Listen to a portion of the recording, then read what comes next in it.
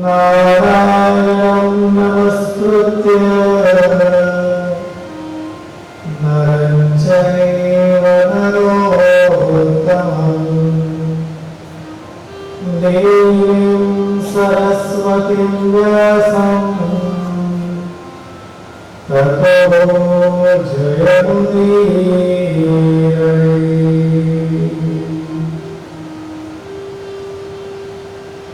लोकाभिरामं शरण्यं श्रीरामदूतं शरणं प्रपद्ये। श्रीरामदूतं शरणं प्रपद्ये। आत्मा त्वं यैजावते सहचरा प्राणशरीरं गृहम् पूजाते विषयोपभोगरचना निद्रा समाधि सञ्चारपदयोगदक्षिणविधि स्तोत्राणि सर्वाङ्गिरो यद् कर्म करोमि तत्तदखिलं शम्भो तवाराधनम्।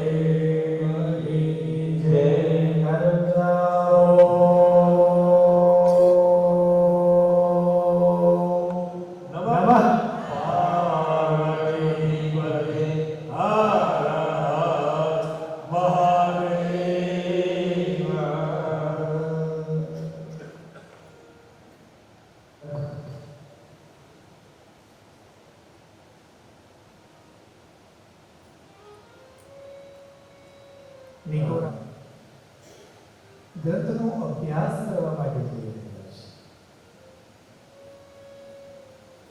મર્યાદા પુરુષોત્તમ શ્રી રામભદ્રના ચરણોની અંદર સપ્રેમ વંદન કરતા ભગવાન રામચંદ્રજીના જે સ્વરૂપ છે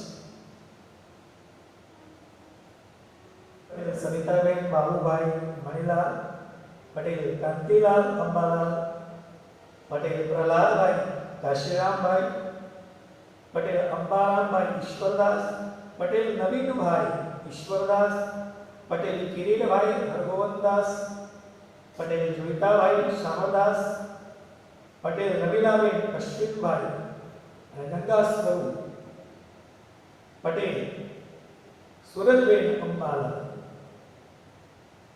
જે આ કથાના મુખ્ય યજમાન અને આયોજક છે. જે દિવસથી કથા નક્કી થઈ હતી એ દિવસથી શિવ આરાધન શરૂ થઈ ગયું.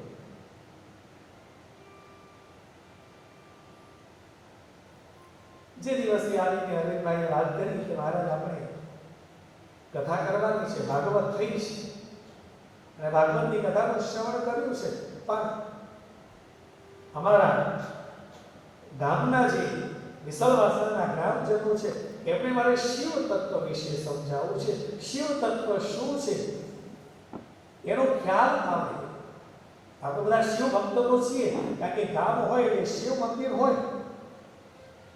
શિવ મંદિરમાં જઈને દરરોજ આપણે અભિષેક કરીએ કે રામજીના મંદિરમાં જઈ રામજીને વંદન કરીએ, પણ એ વંદન કર્યા પછી શું આપણી અંદર એ તત્વનો આવિર્ભાવ થયો છે? આપણે જ શિવ સ્વરૂપ છે, પણ આપણને ખબર જ નથી. આપણે એક આપી દીધેલો છે. કોણ? રવિલાબેન. કોણ? કંચનભાઈ. કોણ? રામદાસભાઈ. બસ આપણે આ ટેગ લઈ અને આ પૃથ્વી ઉપર જે સમય આપણને આપવામાં આવેલો છે એ સમય લઈ આ ટેગ લઈને ફરીએ છીએ, પણ એ તો આ શરીરને આપેલું એક નામ છે. શું ખરેખર આપણે છીએ? આપણે કઈ અલગ છીએ. એના માટે જ કહ્યું છે સત્સંગ કરવાનો છે, પરમાત્માનું આરાધન કરવાનું છે. પણ આપણે મંદિરમાં જઈએ, મહાદેવના શિવલિંગ ઉપર અભિષેક કરીએ, પણ એ શિવ તત્વ મારી અંદર જાગૃત કેવી રીતે થાય એનો ક્યારે આપણે પ્રયત્ન નથી કર્યો. ભૌતિક રીતે શિવ મંદિરમાં જઈ અભિષેક કરવા એની ના નથી, એ કરો, પણ એની સાથે સાથે આપણા જીવનની અંદર આ શિવ તત્વ જાગૃત થવું. જળ જે છે ગંગાજળ લઈ અને મહાદેવ ઉપર અભિષેક કરીએ ને એટલે આપણને પુણ્ય મળી જાય. બોલો નમઃ શિવાય. મળી જાય. જેની કામ કરીશું, જળ અભિષેક કરીશું, આપણને પુણ્ય મળશે. પણ આપણા જીવનની અંદર સતત પરમાત્માનો અભિષેક થઈ રહ્યો છે, શું આપણને એની ખબર છે? ક્યારે આપણે આપણી જાતને સમજવાનો પ્રયત્ન કર્યો છે? આ શિવ તત્વ એ બીજું કોઈ નહીં, એ યોગીશ્વર સ્વરૂપ છે. જે યોગ જેને આપણને આપ્યો છે, એ યોગ આપનાર જો કોઈ ઈશ્વર હોય તો એ છે શિવ છે. આ હાલતા ફરતા આ જેટલા ચહેરા દેખાય છે ને આ બધા શિવાલયો છે, આ ચલિત શિવલિંગો છે. એના ઉપર સતત પરમાત્માનો અભિષેક થઈ રહેલો છે. આપણને એનો અનુભવ છે? નથી. આપણે ઘરમાં બેઠા હોઈએ કે અહીંયા કથાનું શ્રવણ કરવા માટે બેઠેલા છીએ, સતત આપણા મુખની અંદર પરમાત્માનો અભિષેક થઈ રહેલો છે. આપણું મોઢું સુકાય છે. લાલ સ્વરૂપે પરમાત્મા સતત આપણા ઉપર અભિષેક કરી રહેલો છે, પણ આપણને એનો અનુભવ થતો નથી. આ અનુભવ જ્યારે વ્યક્તિને થાય ને ત્યારે એને શિવ તત્વ સમજવાની જરૂર નથી. એ શિવ તત્વ તરફ એ ગતિ કરતો થઈ જાય છે. બોલો નમઃ શિવાય. એ સાથે સાથે હું જ્યારે ભગવાનનું નામ બોલાવું એ બોલવાનું છે. નહીં તો લોકોને મોટા ભાગે એવું છે કે કથા એટલે શું, અને એમાં આવી શાંત જગ્યા હોય, નાસ્તો કર્યો છે અને જે અહીંયા કથા શરૂ થાય કે બાપજી અમે તો કથામાં મને તો આંખો બંધ કરું પછી આંખો ખુલતી જ નથી.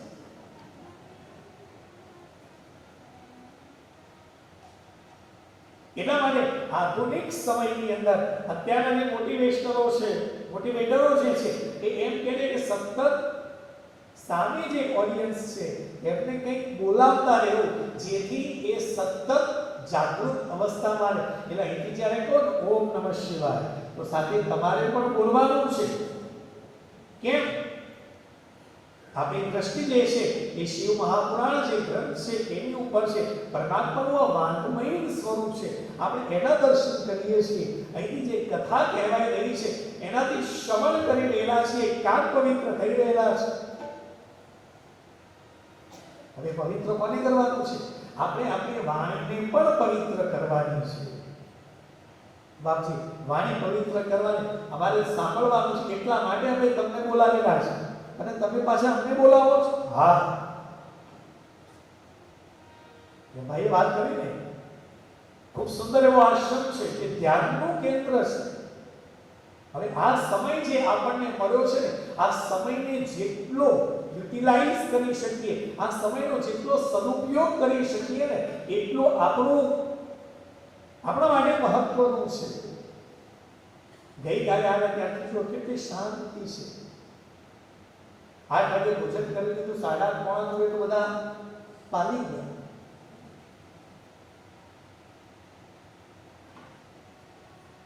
સુંદર એવી ભોજનની વ્યવસ્થા છે, સુંદર એવી કથાની સાંભળવા માટેની સુંદર વ્યવસ્થા છે. આ ધ્યાનનું કેન્દ્ર આપણને મળ્યું છે. ગઈકાલે ભાઈ સાથે વાત કરતો હતો, અહીંયા 1 અબજથી વધારે મંત્રનો જાપ થયો છે. આ જગ્યા એટલી પવિત્ર છે. આ જગ્યામાં આવીને ખાલી બેસો ને, ઉદ્વિગ્ન હોઈએ ને એવા સમયે આવી જગ્યાએ આ સ્થાન પર બેસી અને 10 મિનિટ ઊંડા શ્વાસ લેશો, તમને એમ થશે બસ અહીંયા જ રહેવું છે. આના જેવી પવિત્ર બીજી કોઈ જગ્યા જ નથી, કોઈ કોલાહલ નથી. પાછળ નર્મદા મૈયાના દર્શન છે. અને આ નિકોરા સ્થાન, આ જે આશ્રમ જે છે એ નર્મદા મૈયાના કિનારે છે. નર્મદા મૈયાનું મહત્વ તો માં ગંગા કરતા પણ વિશેષ છે.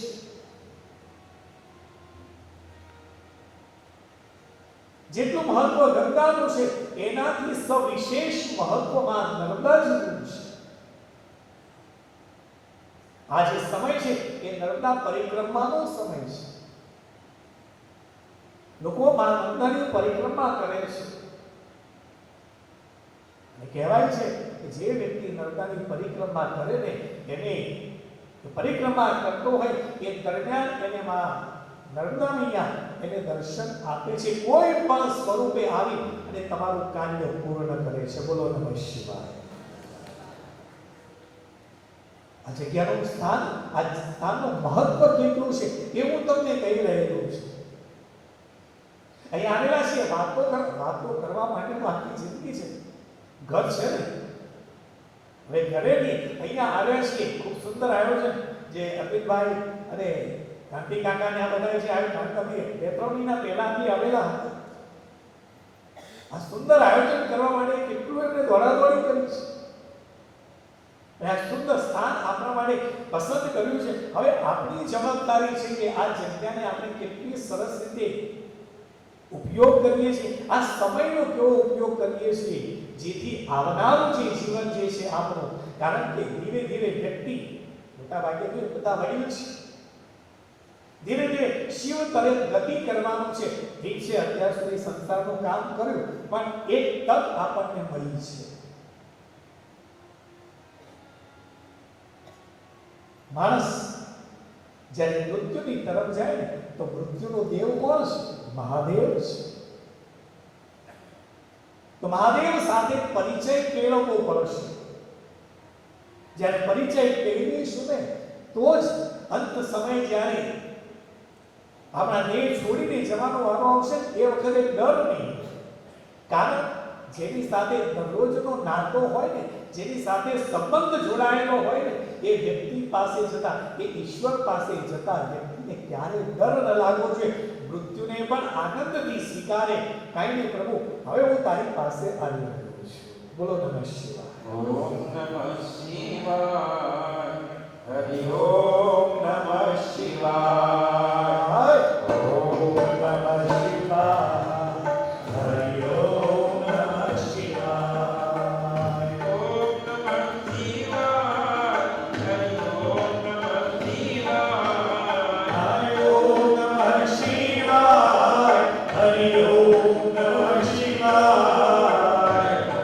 નમઃ શિવાય. હરિ ઓમ નમઃ શિવાય.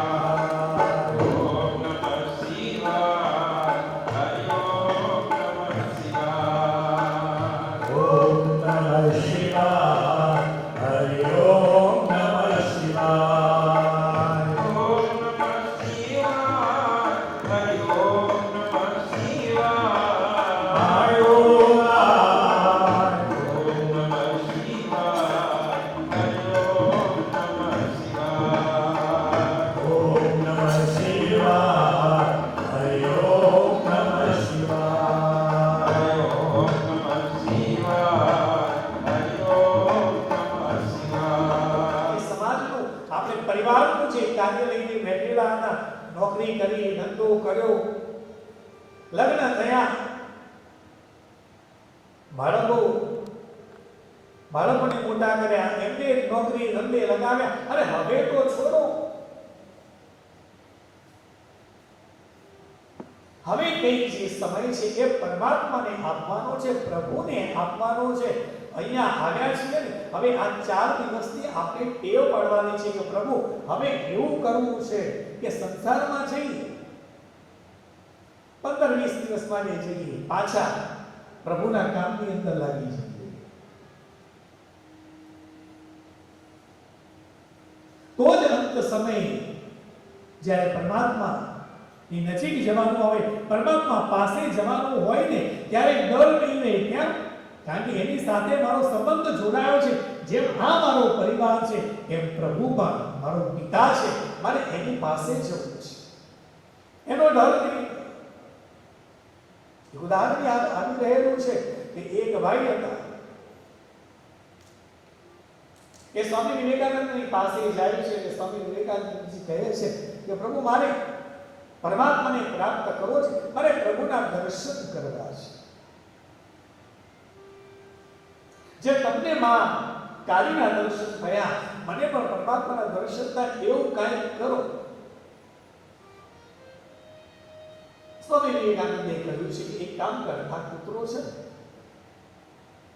એને લઈ અને એક મોટો રાઉન્ડ મારીને આ લાંબો રાઉન્ડ મારવા માટે એ વ્યક્તિ કૂતરાને લઈને જઈ રહ્યો છે અને મનમાં વિચાર કરે છે, મેં તો કહ્યું છે કે મારે અધ્યાત્મમાં જવું છે, મારે પરમાત્માને પ્રાપ્ત કરવો છે, મારે પરમાત્માનું સાનિધ્ય પ્રાપ્ત કરવું છે, મારે પ્રભુના દર્શન કરવા છે. વિવેકાનંદજીએ મને કૂતરો આપી દીધો કે જા ફરીને આપ. લાંબો ચક્કર મારી અને વિવેકાનંદજીની પાસે આવીને ઉભો રહ્યો છે. સ્વામી વિવેકાનંદે કહ્યું કે ભાઈ આવી ગયો? હા. કૂતરો હાંકતો હતો. કે આ કૂતરો કેમ હાંકે છે? તું એની સાથે લઈને ગયેલો હતો?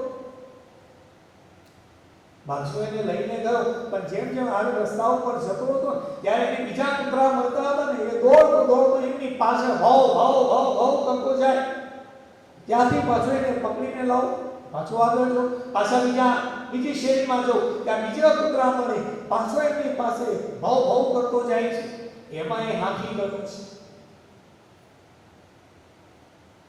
સ્વામી વિવેકાનંદે કહ્યું બસ મારે તને આ જ કરવું છે. આ થાક શેનો છે? આ હાફ શેનો છે? સંસારમાં ગયો, પૈસા કમાવા છે, દોડા દોડ કરતો ધંધો કરે છે, એક ધંધો કર્યો, બીજો કર્યો. ત્યાં પાછી આવી કોઈ કથાની અંદર જાઓ એટલે યાદ આવે, અરે રે મારે તો ભગવાનનું નામ લેવાનું છે.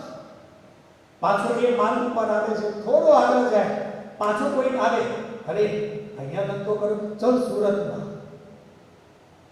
સુરતમાં અત્યારે અમે જે કંઈ પણ ધંધો કરીએ એમાં જલ્દી પ્રગતિ થાય છે. કેમ? ચલો પાછો એ સુરતમાં દોડે છે. ત્યાં કઈ આવી સત્સંગની કોઈ કથા સાંભળી, ત્યાંથી આવ્યો, પાછો કોઈ પકડીને લઈને આવે, અરે અહીંયા પાછો કોઈ ત્રીજી જગ્યાએ જશે, ચોથી જગ્યાએ. આ સત્સંગમાં આવીએ છીએ ને, સત્સંગમાં આવ્યા પછી આપણને ખબર પડે છે આ દોડાદોડી કરીએ છીએ એ કરવાની નથી, જેટલું કર્યું એટલું ઘણું છે. હવે તો પ્રભુના માર્ગે વળો અને સતત જો એક જ જગ્યાએ કોન્સન્ટ્રેશન રહેશે, સતત તમારું એક તરફ ધ્યાન રહેશે ને, તો તમને ચોક્કસ પરમાત્માના દર્શન થશે. માટેનું આ સ્થાન છે ધ્યાન કેન્દ્ર. આ ધ્યાની કેન્દ્ર કેમ પસંદ કર્યું છે? સેલ્ફ સેન્ટર્ડ થવાનું છે. બધું છોડો, દીકરાઓ વહુઓને બધું આપેલું છે, એ લોકો તમે જે સાચવું છે એના કરતા પણ સરસ રીતે સાચવશે. તમે જે ભેગું કરીને આપ્યું ને એના કરતા પણ વિશેષ કરશે. ખબર નથી પડતી વ્યક્તિને એમ છે કે હું છું ને તો જ આ બધું રહેશે, હું છું તો જ આ સચવાશે. ભાઈ તું છોડ ને, એક વખત છોડીશ ને ઓટોમેટિક એને ખબર પડી જશે કે મારે કેમ કરવાનું છે. બોલો નમઃ શિવાય. હવે આપણે આપણા જીવનનો ઉદ્ધાર કરવાનો છે, સેલ્ફ સેન્ટર્ડ થવાનું છે, સ્વને ઓળખવાનું છે. અને સ્વને ઓળખવો હોય ને તો ધ્યાન કરવું પડશે. ધ્યાન એટલે બીજું કોઈ નહીં, બીજી દુનિયાનું ધ્યાન નથી રાખવાનું, આપણે પોતાની જાતને ઓળખવાની છે. તકલીફ એ છે ને સાહેબ કે ગણિતની અંદર આપણે અભ્યાસ કર્યો છે, ગણિતની અંદર આપણને શીખવવામાં આવે છે કે ત્રિકોણનું ક્ષેત્રફળ, ત્રિકોણ વિશે જાણ્યું, ચતુષ્કોણ વિશે જાણ્યું, ષષ્ઠકોણ વિશે જાણ્યું, અષ્ટકોણ વિશે જાણ્યું. ગણિતના શિક્ષકે આપણને આ બધું શીખવ્યું, પણ તું કોણ છે એ શીખવ્યું? શીખવાનું શું છે? તું કોણ છે તું એ જાણ.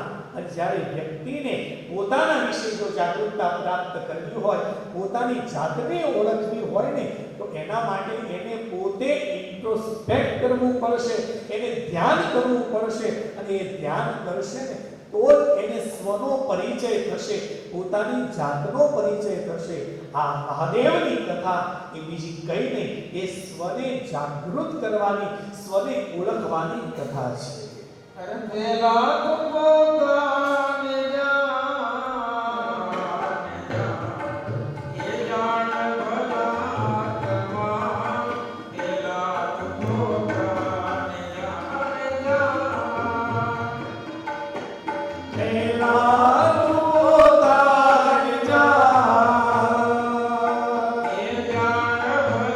ગણેશ મેં કાચબાની જેમ સરે સર્વને સમેટી. અરે માધપતિની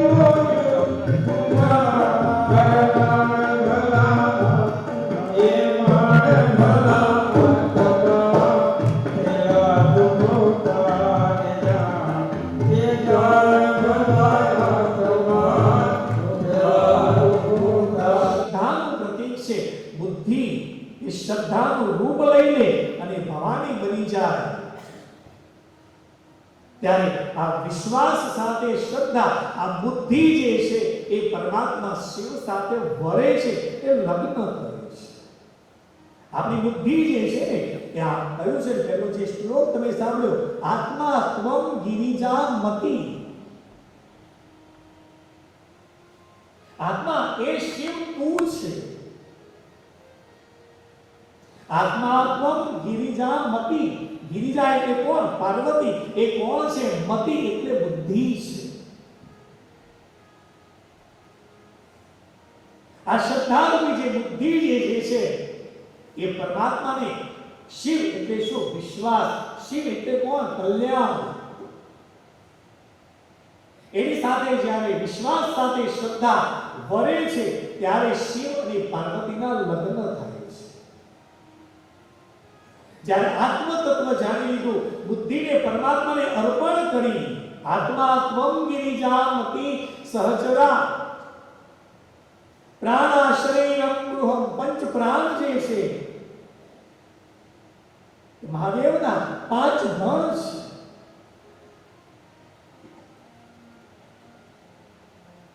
આત્મા ત્વમ ગિરિજામતી સહચરા પ્રાણાશ્રયમ ગૃહમ પૂજા તે વિષયોપભોગ રચના.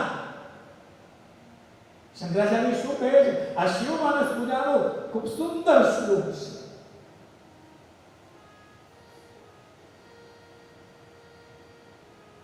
જે ફરી રહેલા છીએ આપણે, પૂજા તે વિષયો ભોગ રચના. આપણે જે કંઈ પણ ભોગ ભોગવીએ છીએ ને એ કહે છે કે પ્રભુ તારી પૂજા છે. નિદ્રા સમાધિ સ્થિતિ, ધ્યાનમાં બેસવાનું છે, એમાં આંખો બંધ કરવાની છે, ઇન્ટ્રોસ્પેક્ટ કરવાનું છે. અહીંયા શંકરાચાર્યજી કહે છે કે રાત્રે જે સૂઈ જાઉં છું ને પ્રભુ, એ તો તારી સમાધિ છે. સંચાર પદયો પ્રદક્ષિણ વિધિ સ્તોત્રાણી સર્વાંગીઓ. પ્રભુ જે કંઈ પણ બોલી રહ્યો છું ને એ તારા સ્તોત્ર છે.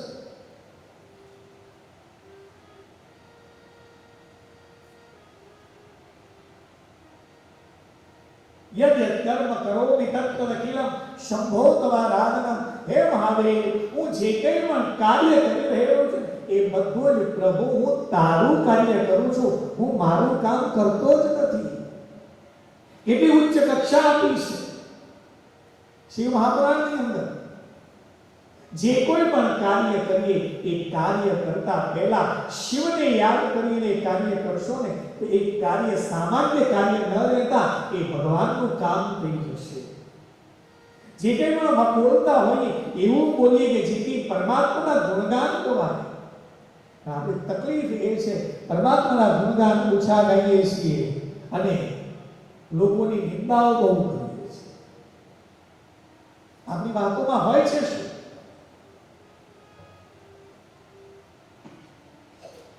પરમાત્માના ગુણગાન ગાઓ, પરમાત્માના વિચારોની સમાજ સુધી પહોંચાડો. આ ખૂબ સુંદર કાર્ય છે. કહ્યું કે અરવિંદભાઈ અને આજે વિસર્વાસનાના જે ગ્રામજનો માટે જે લોકોએ યથાશક્તિ જે કંઈ પણ દાન આપી રહેલા છે એ દાન સન્માર્ગે વપરાઈ રહેલું છે. એની પાછળનું કારણ એ ગામના લોકોને પ્રભુના માર્ગે વાળવાનો પ્રયત્ન થઈ રહ્યો છે. બોલો નમઃ શિવાય.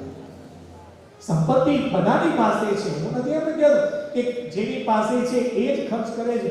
ભગવાને આપણને સૌને આપ્યું છે પણ સન્મતિ આપી છે. સંપત્તિ તો છે પણ સાથે સન્મતિ છે.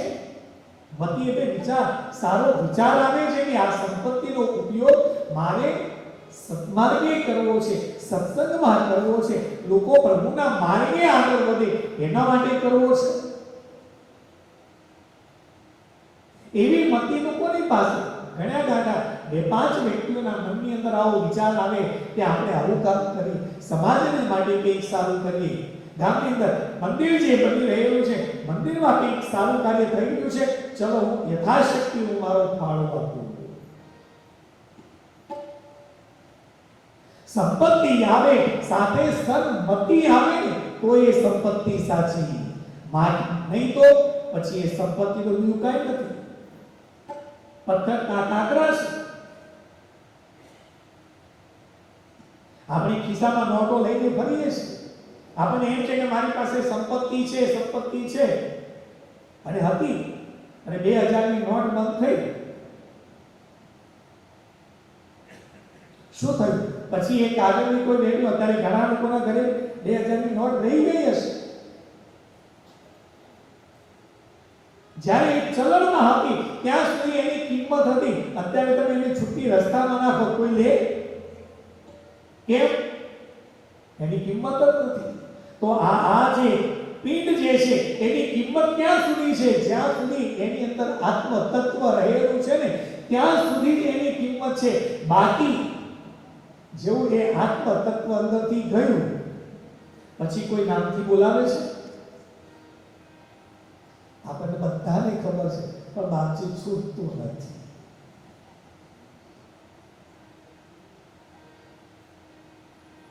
જ્યાં સુધી બસ આની કિંમત છે ને, જ્યાં સુધી એની ડ્યુરેબિલિટી છે, એક્સપાયરી ડેટ નથી આવી, ત્યાં સુધી એની કિંમત છે. ત્યાં સુધી તો ઈશ્વરનું નામ લો, પ્રભુનું નામ લો. અને એ પ્રભુનું નામ કોનું લેવાનું? શિવનું લેવાનું છે. કારણ કે શિવ એ કલ્યાણનો દેવ છે, એ મૃત્યુનો દેવ છે.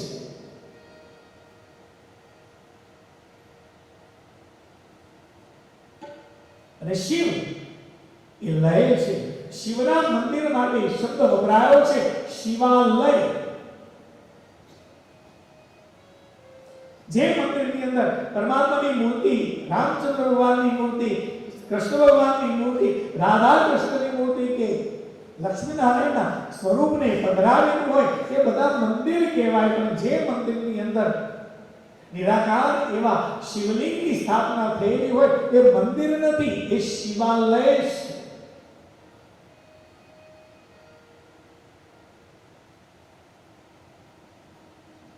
શિવ શીખવે છે, શિવ મહાપુરાણ શીખવે છે, જીવનની અંદર લયમાં જીવતા શીખો.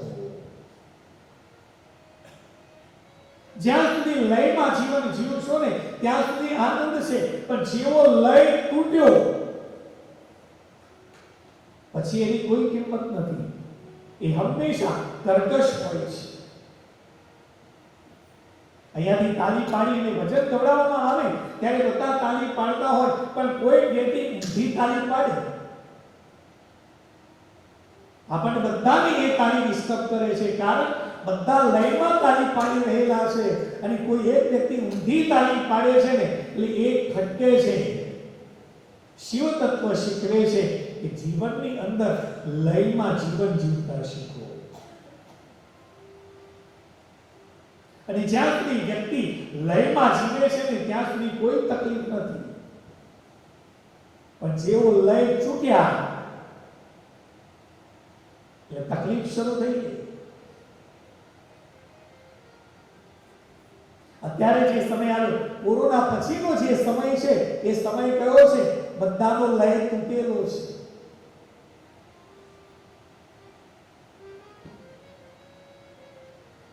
આમાંથી ઘણા ગામના વડીલો છે એટલે એમને તો લગભગ 10 વાગે સુવાની ટેવ હશે. કેટલા છે 10 વાગે સુવાવાળા? દાદા છે. ગામડાની અંદર પહેલા એવું હતું કે 10 વાગે એટલે આખા ગામની અંદર નીરવ શાંતિ થઈ ગઈ, બધા સુઈ ગયેલા હોય. પણ અત્યારે આ આવ્યું છે ને મહારાજ, આ વાત નથી દેખ. જેવા વ્યક્તિ નવરો પડે એ તરત એની અંદર આ આગની આમત ફરતી હોય છે. નક્કી કરી કે 10 મિનિટ આની અંદર રહેવાનું છે, પણ 10 મિનિટ નહીં સાહેબ, 1 કલાક 2 કલાક સુધી વ્યક્તિ સતત આમ ને આમ કરતો હોય. જે 10 વાગે સૂતો હતો ને એ 12 વાગે સૂતો થઈ જાય. હવે 12 વાગે સૂવે એટલે સવારે ઉઠે બગાસ આવે. કેમ? ઊંઘ પૂરી થઈ નહીં, આ લય તૂટ્યો. પણ જે વ્યક્તિ દરરોજ 10 વાગે સૂઈ જતો હોય, સવારે 4 વાગે ઉઠતો હોય એટલે લયબદ્ધ જીવન જીવતો થયેલો છે. કદાચ કોઈ દિવસ એવો આવે કે વ્યક્તિ કોઈ કારણસર ઘરે મહેમાન આવેલા છે, હવે મહેમાનને સમય આપવો પડે, મારે દરરોજ 10 વાગે સુવાની ટેવ છે પણ સૂઈ શકાતું નથી, કઈ વાંધો નહીં. એક દિવસ 12 વાગી ગયા, 12 વાગે સૂઈ જાય તો પણ એ સવારે 4 વાગે તો ઉઠી જ જશે. કેમ? આખા જીવનનો એક લય છે, શિસ્ત, એક ટેવ પડી ગયેલી છે. ભલે ગમે તેટલા વાગે સૂઈ જાઉં પણ સવારે 4 વાગે મારી આંખ ઉઘડી છે. 12 વાગે સૂઈ જશે તેમ છતાં 4 વાગે ઉઠી છે. કારણ કે શરીર એ લયથી ટેવાયેલું છે. એવી રીતે ભૂખ લાગે, આપણને થાય કે હવે ભૂખ લાગી છે એટલે કંઈક અંદર નાખવું પડશે.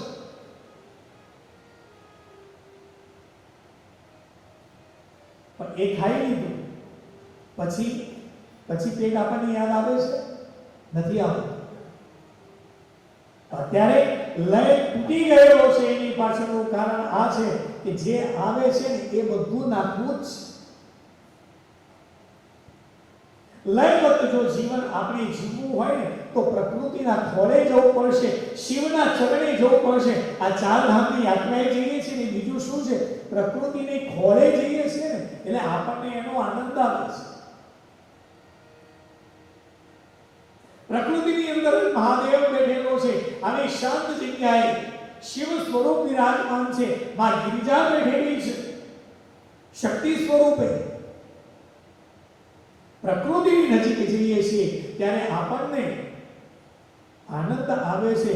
તો એ જ કહે છે કે પ્રકૃતિ જેવી રીતે જીવન જીવી રહી છે એવી જ રીતે વ્યક્તિ જો જીવન જીવવાની શરૂઆત કરે ને એ લયબદ્ધ જીવન જીવતો થાય ને તો એના શરીરને કોઈ તકલીફ છે જ નહીં.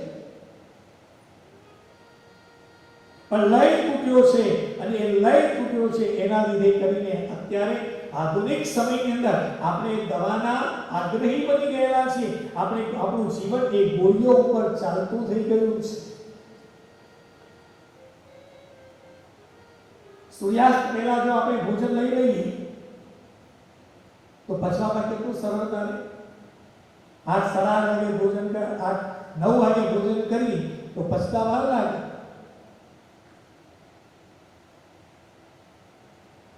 એ લય તૂટ્યો છે. લયબદ્ધ જીવન જીવતા શીખો એ શિવ કહી રહ્યો છે. કારણ કે જે લયબદ્ધ જીવન જીવે છે એના માટે પણ ગીતાની અંદર યોગ કહ્યું છે એ વ્યક્તિ યોગી છે. યુક્તાહાર વિહારસ્ય યુક્ત ચેષ્ટસ્ય કર્મશો યુક્ત સ્વપ્નાવબોધમ્ય યોગો ભવતિ દુઃખઃ. જેને આ લયને તોડ્યો એ વ્યક્તિ હંમેશા દુઃખી થવાનો. અને થઈ ગયેલા છે. યુક્તાહાર વિહારસ, જે આપણા શરીરને યોગ્ય છે એવો ખોરાક લેવો. જ્યારે ભૂખ લાગે ત્યારે લેવો. પણ અત્યારે તકલીફ એ છે આપણને ભૂખ લાગી નથી અને કદાચ જમી લો એટલે એ જમી લે છે. અને જ્યારે ભોજન કરવાનું નથી એ વખતે ભોજન કરીએ છીએ એટલે પેટની અંદર શું થાય છે? તકલીફ થાય છે. યુક્તાહાર વિહારસ્ય યુક્ત ચેષ્ટસ્ય કર્મશુ, જે કોઈ પણ કર્મ કરો એ યુક્ત કરશો તો યોગો ભવતિ દુઃખ. તો તકલીફ નહીં ને પણ એ કામ કર્યા સિવાય બીજું કોઈ કાર્ય કરશો ને તો દુઃખી થશો. જ્યારે શરીરને ઊંઘની જરૂર હોય ત્યારે સૂઈ જાઓ. વડીલો હોય છે કે અમુક લોકો બપોરનું ભોજન કરે 10 જ મિનિટમાં અડધો કલાક આપણને ઊંઘ મળી ગઈ, તરત ઊભા થઈ જાય, પાછા કામ કરવા માટે તૈયાર. કેમ? બસ અડધો કલાક આરામ મળી ગયો ને, એનર્જી આવી ગઈ, ચલો હવે આખો મોડા સુધી કામ કરવું છે, હવે મને તકલીફ નથી. પણ બપોરે જેને ભોજન કર્યા બાદ જે ઊંઘવાની ટેવ હોય, જો એ દિવસે એ વ્યક્તિને ઊંઘ ન મળે તો સમજી લો 8 વાગ્યે એ માણસ થાકી ગયો, મને ચેન નથી પડતું, બસ હવે સુવાનું કરો. કેમ? આ લય તૂટ્યો છે. જ્યાં લયબદ્ધ જીવન જીવાય છે એ યોગી છે. આ બધું કહી રહ્યો છું. કેમ કહી રહ્યો છું? કારણ કે અત્યારે આપણો લય તૂટ્યો છે એટલે લયબદ્ધ આ 4 દિવસ આપણે લયબદ્ધ જીવવાનો પ્રયત્ન કરીશું. અને ઘરે ગયા પછી પણ આ જ પ્રયત્ન કરીશું ને તો હતા એ લાઈનની અંદર એ રસ્તા ઉપર આવી જઈશું ને તો આવનારો સમય આપણો ખૂબ સરસ રીતે જાય. આપણું પાછલું જીવન જે ખૂબ સરસ રીતે વ્યતીત થાય એ હેતુથી. કારણ આ યોગની વાત કરી છું, આ ધ્યાનની વાત કરું છું, કારણ કે આ ધ્યાનનો જો કોઈ દેવ હોય, આ યોગ કરવાનો જો યોગીશ્વર કોઈ હોય એ મહાદેવ છે. આ શરીર એ પરમાત્માનું ઘર છે.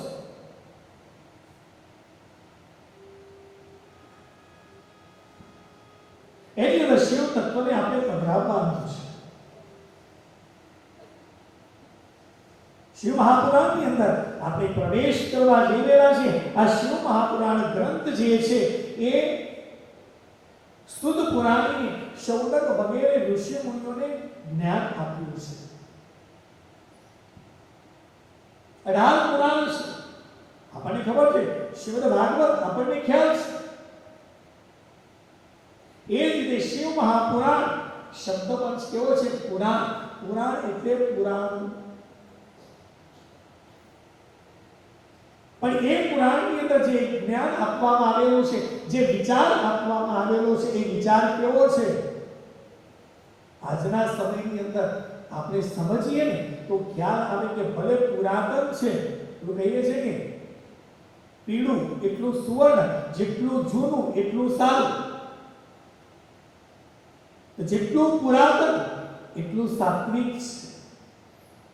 આજના આધુનિક સમયની અંદર એની અંદર જે જ્ઞાન આપવામાં આવેલું છે, આ વેદોનું જ્ઞાન જે છે, ઉપનિષદોનું જ્ઞાન છે, એ ઉપનિષદોનું જ્ઞાન જે છે એ વાર્તા સ્વરૂપે સુખદેવજી કે વ્યાસજી આપણી સમક્ષ મૂક્યું છે, જેથી એ જ્ઞાન આપણે જો શ્રવણ કરીએ ને તો એને સાંભળવાથી ધીરે ધીરે ધીરે ધીરે આપણા વિચારો પવિત્ર થશે. શુદ્ધ પુરાણી શૌનક વગેરે ઋષિમુનિઓએ જે પ્રશ્નો કર્યા છે એ પ્રશ્નોના જવાબ આપ્યા. એની અંદરથી આપણને શ્રીમદ ભાગવત મળ્યું છે, એમાંથી શ્રી મહાપુરાણ મળ્યું છે.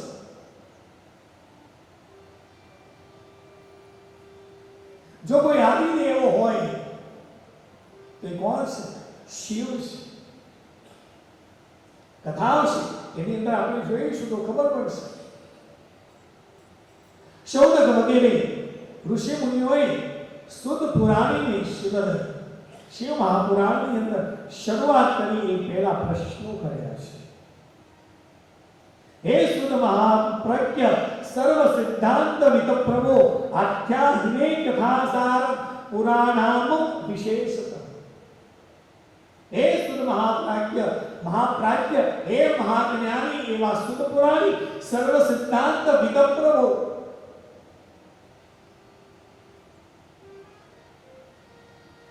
જે વેદ ઉપનિષદની અંદર જે સિદ્ધાંતો છે કહેવામાં આવેલા છે, એ સિદ્ધાંતો આપ અમને કહો. આખ્યાહિને કથાસાર, કથાના સારરૂપ. કારણ કે એ તત્વને જો સમજવા માટે જઈશું ને તો આ જન્માનો ઓછો પડે છે.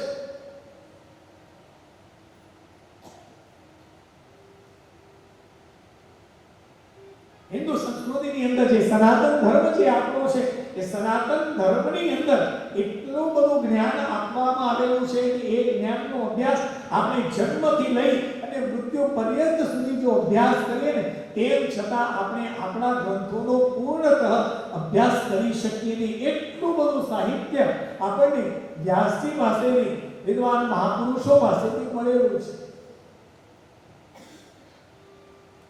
અહીંયા કહ્યું છે આખ્યાહિને કથા સારમ. અમને આ પુરાણ જે છે શિવ મહાપુરાણનો સાર અમને કહો.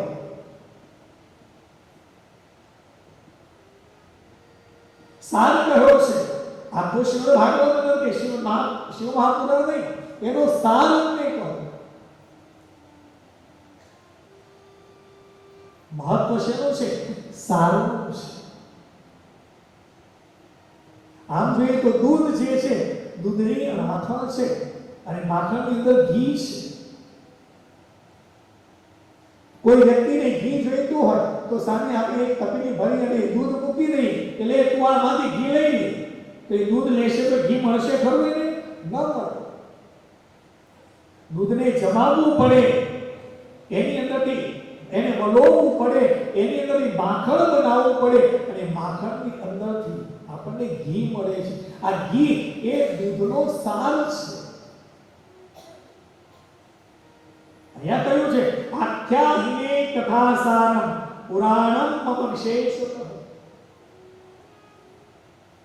વિશેષ જે પુરાણની અંદર જે વિશેષ જે સાર રહેલો છે એ અમને કહો. પહેલો પ્રશ્ન. બીજો પ્રશ્ન કર્યો છે સુપુત્રાયશ્ચ ભક્તે વિવેકો વર્ધતે કથમ સ્વવિકારમ નિરાશશ્ચ સજ્જને ક્રિયતે કથમ. વિવેકો વર્ધતે સુપુત્રાયશ્ચ ભક્ત વિવેકો વર્ધતે કથમ. આ કથાના શબ્દ અમને વિવેક કેવી રીતે પ્રાપ્ત થાય, વિવેક દ્રષ્ટિ કેવી રીતે નિર્માણ થાય, પ્રભુ અમને એ કહો.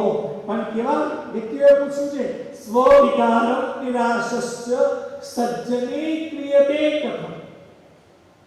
અહીંયા જે લોકો આવેલા છે કેવા છે? સજ્જનો છે.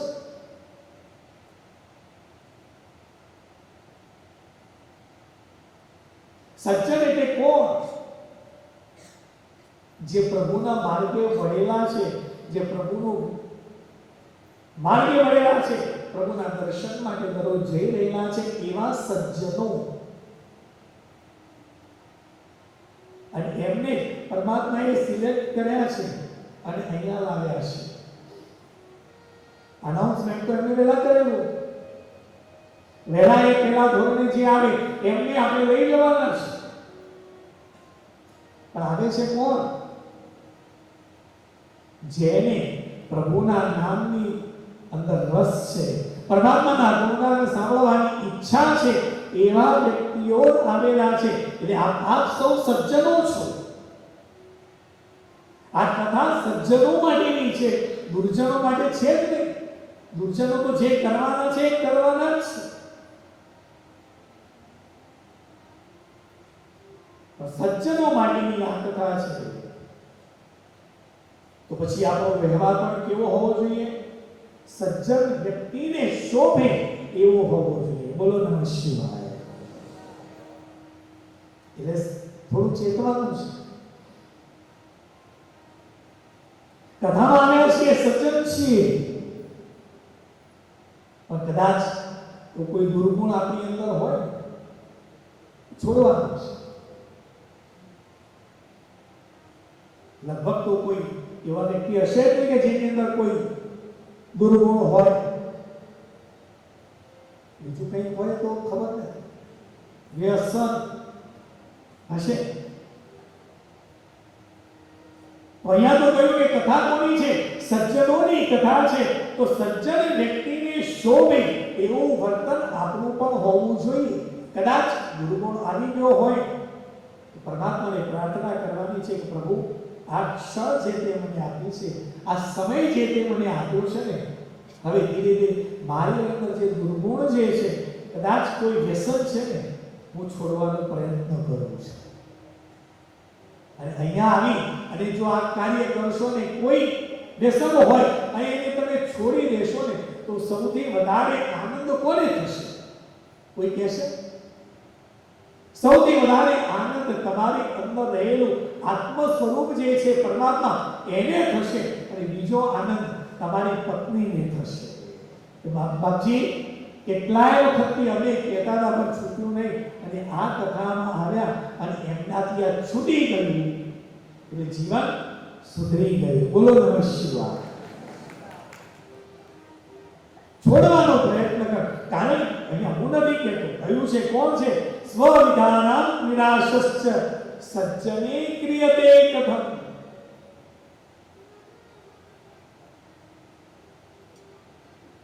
વિવેકો, કારણ કે સૌથી અગત્યની વાત છે વિવેક દ્રષ્ટિ નિર્માણ કરે એ જ સાચો શ્રવણ છે.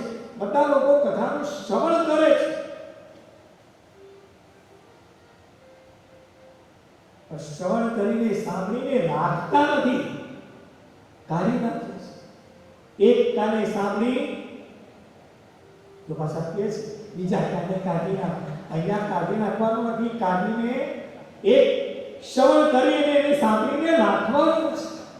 ઘણા બધા આવીને કે ભાગવતની તો કહું છું કે બાજુ મેં ભાગવતની ઘણી બધી કથાઓ સાંભળી નોખી. આ નોખી દીધી એક તકલીફ છે.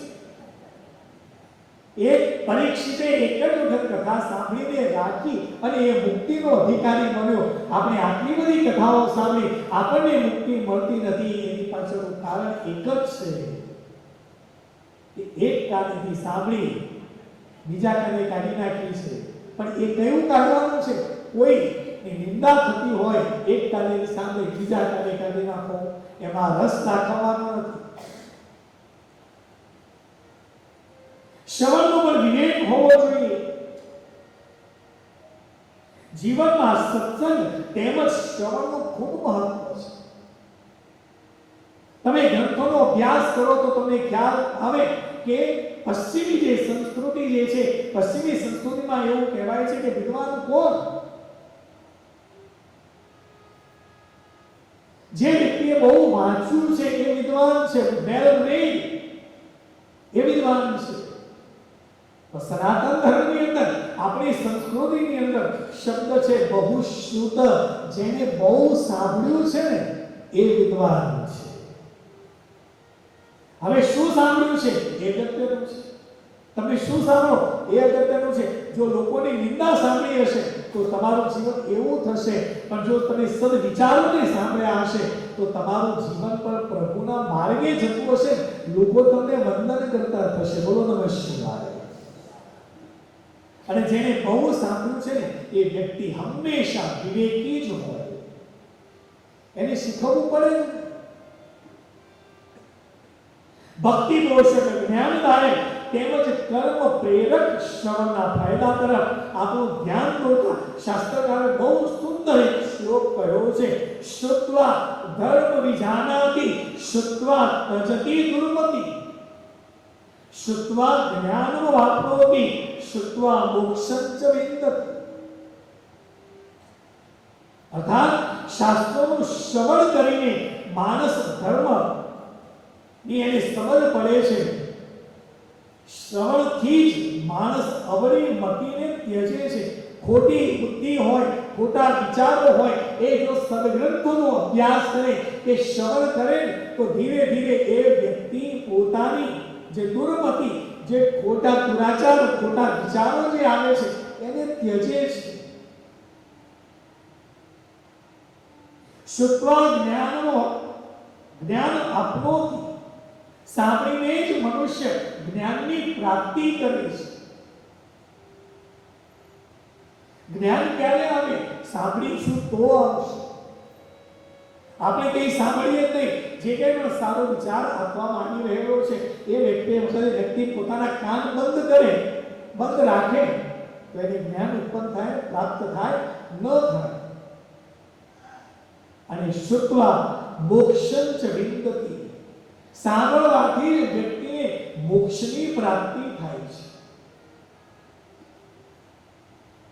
માણસ આ જન્મ લીધો છે શેના માટે? મોક્ષને પ્રાપ્ત કરવો છે અને એના માટે મહેનત કરવાની છે, એના માટે સતત પ્રયત્ન કરવાનો છે. અને એ નહીં કરીએ તો પછી કહ્યું છે કે પુનરપી જનનમ પુનરપી મરણમ પુનરપી જનની જઠરે શયનમ ઇહ સંસારે ખલ દુસ્સારે દુખિયા પારે પાહી પુરાણ. પછી તો દુઃખ જ છે. પણ એ દુઃખ પ્રાપ્ત ન કરવું હોય તો શું કરવું જોઈએ? તો શંકરાચાર્યએ કહ્યું છે કે ભજ ગોવિંદમ ભજ ગોવિંદમ ગોવિંદમ ભજ મૂઢ મતે. હે મનુષ્ય, તું ભગવાનનું નામ સ્મરણ કર, સાંભળ. સાંભળવાનું કેટલું મહત્વ છે. બહુશ્રુત, પણ એનો પણ એક વિવેક હોવો જોઈએ. ધર્મનું તત્વ અતિ સૂક્ષ્મ છે. ધર્મના છુપા રહસ્યો સમજવા માટે માણસે સતત શ્રવણ કરતા રહેવાનું છે. આ કથા કેમ વારંવાર સાંભળવાની છે? મુહુર વારંવાર સાંભળવાની છે. કારણ આપણું મન સતત ઈશ્વરની અંદર રહે, પ્રભુની અંદર જોડાયેલું રહે. માટે વારંવાર તેને સાંભળવાનું છે. અને નિત્ય સ્વાધ્યાય કરવાથી જ વિવેક કેળવાશે. જો નિત્ય સ્વાધ્યાય નહીં કરવામાં આવે તો વિવેક નહીં કેળવીશે. વિવેક આવવો જોઈએ. ખૂબ સુંદર કહ્યું. વિવેક જો વ્યક્તિની અંદર, આખી કથાનો મૂળભૂત સાર જોવા જઈએ ને કથાના શ્રવણમાં વ્યક્તિ વિવેકી થઈ જાય ને સાહેબ, તો એ ધાર્મિક છે. કોની સાથે વ્યક્તિ કેવું બોલવું, કેવું ખાવું, કેવો આચાર જોઈએ, કેવો વિચાર જોઈએ, એ વ્યક્તિને એટલો વિવેક આવી જાય ને તો સમજી લો તમે ધાર્મિક છો. લોકો તમને વંદન કરશે. એ વચન